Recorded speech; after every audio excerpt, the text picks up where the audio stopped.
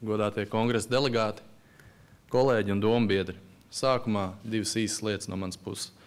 Pirmkārt, paldies Voldemāram par to, ka viņš ir pēdējā laikā arī pievērsis sabiedrības uzmanību rīkumam numur 2, un tieši no šī tiesiskā aspekta ir mēģinājis iesniegt šo sūdzību, un es novēlu veiksmi šajā darbā, kuram es ticu, ka klusībā piekrīt ļoti daudz Latvijas juristi.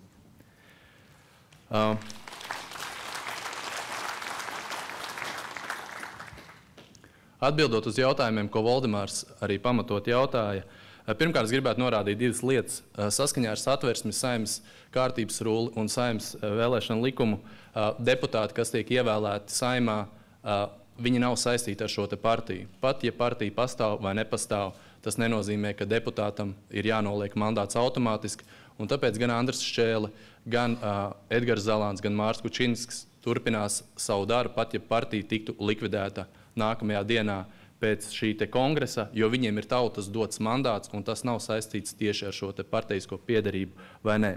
Tomēr es vēlos uzsvērt un varu nomierināt tos, ka tas nebūs nākamās dienas vai nākamās nedēļas jautājums, kad partija tiks likvidēta. Uz šiem konkrētiem termiņiem, ko lūdzu pieteikt, es vēlētos atbildēt, ka tās darbības būs tādas, ka mēs pēc tam sniegsim paziņojumu likumā noteiktajā kārtībā uzņēmumu reģistram. Mums visticamāk būs iecelts konkrēts likvidātors, kurš arī aizpildīs vajadzīgās veidlapas. Tiks brīdināti kreditori 3 mēnešu laikā, kuriem jāpiesaka šie prasījumi, un visa procedūra aizņems ne ātrāk kā pusgadu, līdz partija būs galīgi likvidēta. Tas ir šis praktiskais jautājums.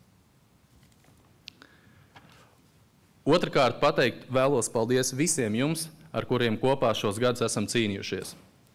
Diemžēl laika man nepietiks, lai uzskatītu visus lieliskos kolēģus, tomēr es īpaši vēlos pateikties jauniešu organizācijai, Cēsu nodaļai, Gintam Šķenderam, kas pašā sākumā atbalstīja tādus jaunus cilvēkus kā es, un partiju priekšsēdētājiem Marekam Segliņam un Andrim Šķēlem tieši par to, ka pēdējā laikā varēja just tiešām tādu jaunu cilvēku ieplūdumu, tajā skaitā partijas vadībā. Paldies liels!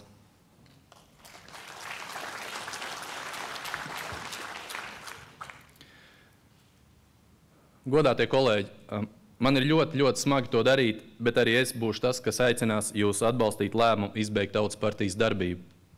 Tas jādara 2 iemeslu dēļ. Pirmais ir tīri formāls. 8. jūnijā, sasaucot kongresu, valde vienlaicīgi izveidoja darba grupu partijas priekšsēdētāja vadībā, kuras galvenais uzdevums bija izvērtēt turpmāko Tautas partijas darbību. Minētā darba grupa ir piedāvājusi tikai vienu rīcības modeli – izbeigt Tautas partijas darbību. Vēlos uzsvērt, tā kā ieteiktā izvēle vienbalsīgi ir atbalstīt arī partijas valdē, balsojums pret šo lēmumu kongresā novest pie sekām, par kurām daudz iespējams nemaz nav aizdomājušies. Proti, ja netiek atbalstīts konkrētais lēmuma projekts, valdes priekšsēdētājam un visai valdē ir jāatkāpjas. Lai gan šāds scenārijs burtiski nav ierakstīts mūsu statūtos, tas izriet no piedāvātā lēmuma gara. Valde vada Tautas partijas darbu kongresa starplaikos un pieņem gandrīz visus svarīgākos partijas lēmumus. Līdzīgi kā gadījumos, kad valdības demisionē pēc tam, kad Saeima nav atbalstījusi viņu izstrādātos budžeta projektus, jādimisionē ir arī valdei, kur ieteikusi pieņemt visatbildīgāko lēmumu partijas pastāvēšanas vēsturē, bet kongress to būtu noraidījis. Tas nozīmē, ka šādā gadījumā būs jāatkāpjas gan partijas priekšsēdētājam Andrim Šķēlem, gan viņa vietniekam Edgaram Zalānam, gan jaunatnes organizācijas vadītājam Mārtiņam Zemītim, tāpatās arī man un visiem pārējiem valdes locekļiem ir nekavējoties jāatstāj savi amati. Es nevēlos izvērst scenārijus, kāda ir iespējama pēc šādas notikuma gaitas, tomēr atļaujos prognozēt, ka iznākums būs tāds, kādu Tautas partijai nekad nebūtu gribējuši novēlēt tie, kas patriotiski iemeslu dēļ būs it kā noraidījuši šo konkrēto lēmumu projektu. Otrkārt, vēlos pievērsties jautājumam par partijas darbības izbeigšanu pēc būtības. Lai arī esmu gados jauns, savā mūžā esmu centies vadīties pēc principa, ka dzīve nesastāv no galējībām. Nekas nav tikai melns un balts, pa vidu ir arī pelēkā krāsa. Šajā gadījumā es domāju, ka vidusceļš minētā pelēkā krāsa varētu daudziem šķist nestartēšana gaidāmajās Saeimas vēlēšanās. Arī man pašam pirms neilga laika tieši nestartēšana vēlēšanās likās pareizākā izvēle. Tomēr pēc rūpīga pārdomu laika es ieguvu pārliecību, ka ir jāizvēlās partijas likvidācijas ceļš. Mana galvenā motivācija ir skaidra – neticība Tautas partijai, un tās nodomiem ir sasniegusi kritisko masu. Vēlos paskaidrot tuvāk, ko es ar to domāju.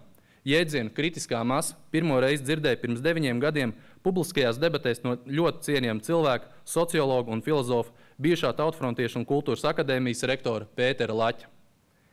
Runājot par tā brīža Latvijas attieksmi pret Tibetas un Ķīnas attiecībām, nelaiķis profesors Laķis toreiz teica, ka Latvijas racionālajai neitralitātei jābūt zināmai robežai, kuru nedrīkst pārkāpt. Pārkāpjot šo te robežu, jeb kritisko masu, ir sasniegt šī kritiskā masa, kuru vairs nevar tikt attaisnot ar merkantīlām valsts interesēm, jo pretējos svara kausos ir daudz lielākas vērtības, tādas kā demokrātija un cilvēktiesības. Kā tikko manis teiktais atspoguļojas šodienas balsojumā? Pavisam vienkārši.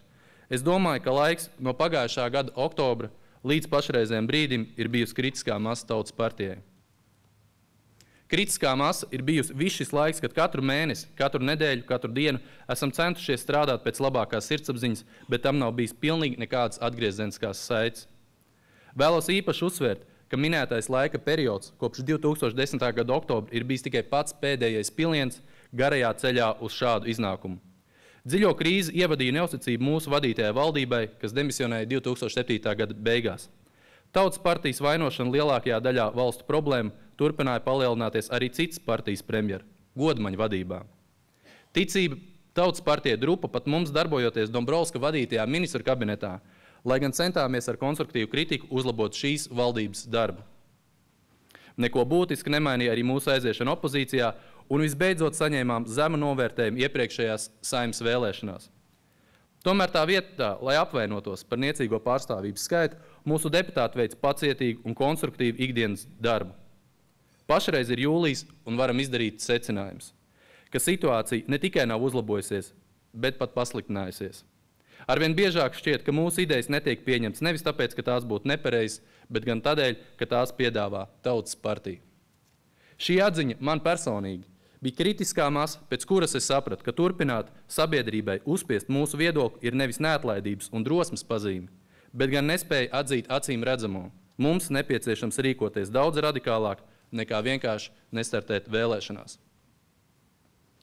Domājot par šo situāciju, man pārņem līdzīgi sajūta kā divu iepriekš ļoti tuvu cilvēku attiecībās. Jūs piekritīsiet, ka krīzē nonākušas attiecības starp vīrieti un sievieti, kurās ir bijis daudz skaista, ir vērts glābt. Nepieciešams runāt, uzklausīt, saprast un piedot. Ir vērts laboties, ja nodarīts kas netaisns, un mēģināt vērst lietas uz labu. Tomēr jāatceras galvenais. Dažkārt nekādas izmaiņas nespēja uzlabot situāciju, un nekas no iepriekš piedzīvotā vairs nav atkārtojams. Tādās reizēs ir drosmīgi nevis pašmērķīgi dzīvot kopā, tēlot, ka viss ir kārtībā, bet atvadīties un iet katram savu ceļu. Paralēls ar šādām cilvēku attiecībām gribu vilkt arī šobrīd starp Tautas partiju un sabiedrības uzticību tai. Tautas partijai ir jāatzīst, Latvijas sabiedrībā vairs nav pieprasījums pēc jebkā, kas ir saistīts ar Tautas partijas vārdu. Nobeigumā vēlos īpaši uzsvērt, ka viss teiktais nenozīmē, ka mums trūkst atpazīstamu un atzītu politiķu. Paradoxālā kārtā sabiedrība joprojām uzticas individuāli Mārim Kučinskim un Edgaram Zalānam, tā uzklausa, ko domā cēsinieks Gins Ščenders, prēlēniece Aldis Adamovičs un Kuldīgas mēre Inga Bērziņa un citi mūsu pašvaldību vadītāji visā Latvijā. Tomēr arī šo cilvēku uzticības kredīts nav bezizmēra. Tas drūp un ne jau dēļ iemesla, ka viņi darbi bijuši kļūdaini, bet tikai tāpēc, ka viņi ir nepareizajā organizācijā. Tādējādi ar lēmumu pašlikvidēties mēs paveiksim vienu ļoti būtisku darbu. Dosim iespēju visiem atzītajiem Tautas partijas cilvēkiem paust mums svarīgās vērtības sabiedrībai un iespējams beidzot tikt uzklausītiem. Mēs mīlam šo valsti. Tādēļ, ja ideāli, ko pārstāvam, var tikt sadzirdēt tikai tajā gadījumā, ja tos nepauž juridiska persona Tautas partija, mums nepieciešams to likvidēt. Ir īstais laiks aiziet. Aiziet ar maziem reitingiem, ar daudz likstām, bet ar paceltu galvu, jo mūsos ir pārliecība, ka esam centušies darīt visu to labāko. Minēto iemeslu dēļ, es domāju, ka šodien laiks izbeigt Tautas partijas darbību, un tas būs drosmīgs, izlēmīgs un vīrišķīgs solis. Aicinu jūs visus to atbalstīt. Paldies par uzmanību!